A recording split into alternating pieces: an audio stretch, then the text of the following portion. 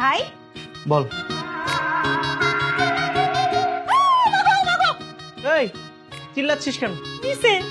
নিচে কি দেখবো? আজব ব্যাপার। আরে নিচে দেখো। এই এই, তোর তোর সমস্যাটা কি? হ্যাঁ, কারো রুমে ঢুকলে যে তার কাছ থেকে পারমিশন নিয়ে একটু নক করে ঢুকতে, সেটা তুই জানিস না? আমরা গ্যারামের মাইয়া, হ্যাঁ গ্যারামের মাইয়ারা তো নিয়ম কানুন বুঝে না। আর নিচে ঘরে নিজেরা ঢুকমু, নক করমু কে? নক দিবি কি করতে? এই তুই দেখছিস না যে আমি লুঙ্গি কিভাবে পরতে হয় সেটা শিখছিলাম?